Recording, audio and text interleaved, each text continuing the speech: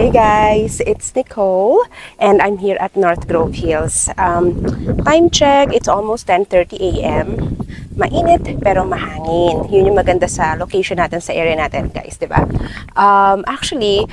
This vlog for today, this update is for the Block 14 Special Oakwood Bungalow. Yung kanyang ongoing construction. Nakikita nyo sa likod ko. Meron kasi kaming ginawang meeting like recently. Tapos nagbigay ng details for Block 14. So ito guys, diba ano siya, mas malaki yung lot area niya. 100 square meter. So mas lumuwag ng konti sa likod. Tsaka yung dito na part sa harap. And may hagdan. So, gusto ko muna kayong bigyan guys nung technical perspective na shinare ni developer. So, ito siya sa screen, nakikita nyo. Yan. Ang mangyayari kasi niyan guys, yung lupa nito sa likod. By the way ha, this part of block, it underwent soil testing. So, tested po yung mga soil niya na, kaya talagang matibay po yan. Meron kasi ditong magkakaroon ng easement na 2 meter yung sukat niya sa likod na hindi parte ng pinili mo. Yun ay, ito, di ba ito yung perimeter fence? Yan. Sa likod niya, di ba may lupa dyan. Yung 2 meter na sukat na yun, hindi siya part ng nabili mo, kay developer siya, pero kapag Block 14 yung pinili mo, itong Oakwood Special, parang meron kang some sort of privilege. Hindi mo siya pwedeng parang tatanggalin or whatever. Yung privilege na sinasabi ni developer doon is, for example, ito yung perimeter fence. Ito yung extra 2 meter na lupa na hindi na part ng property mo. Kasi hanggang dito sa'yo 100 square meter yung nabili mo, di ba? So, pwede mo yun kung gusto mong i-arrange na lagyan ng halaman or something like that. Pero hindi siya yung pwedeng papakialaman mo talaga totally na like physically. Pero kung lalagyan mo lang ng halaman or something. Pero actually, kapag naman nagpa-fence ka na at dinamay mo na yung likod sa fence, 'di ba? So parang hindi na siya maapektuhan kasi nga pina-fence mo na, hindi mo na magagamit din 'yon, 'di ba? So parang ganoon siya. Kaya binibigay ko sa screen, napakita ko yung technical perspective na mangyayari dito sa Oakwood Bungalow kasi nga 'di ba special yung ating Block 14. So ayun guys. So ngayon guys, ongoing construction ng Special Oakwood. Siguro by February, mabablog ko na to. Hindi to i-dress up kasi i-complete finish lang siya pero hindi na lalagyan ng gamit. Para talagang yung natitira natin na last 3 to 4 slots, 'di ba?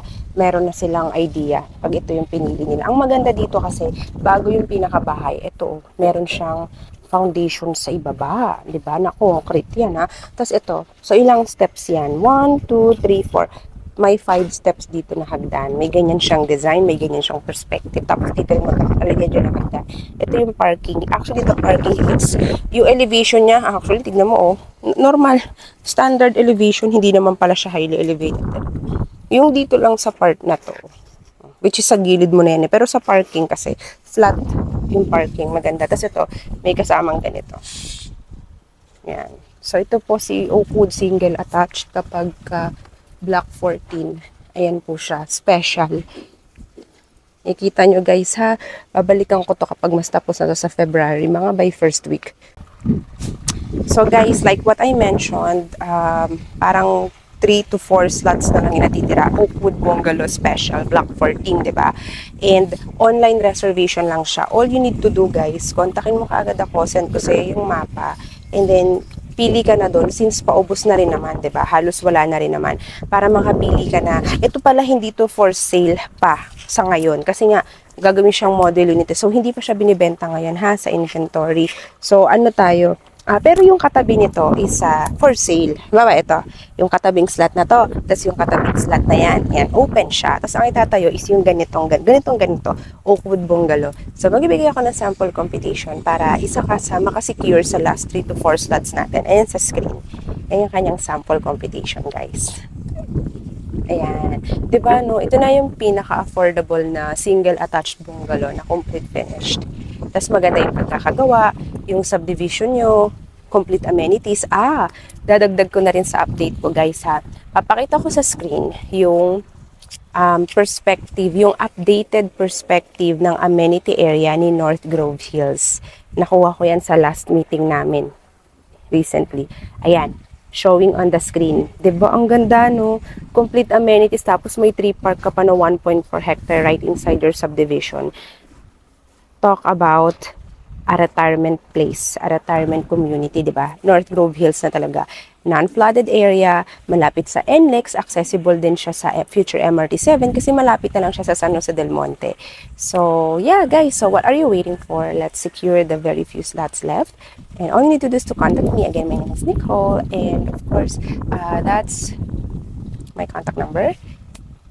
And don't forget to hit like and subscribe, guys, to my channel. So, yan, last few slots na lang, guys. So, sana makahabol ka sa North Grove Hills Oakwood Bungalow Special Block 14.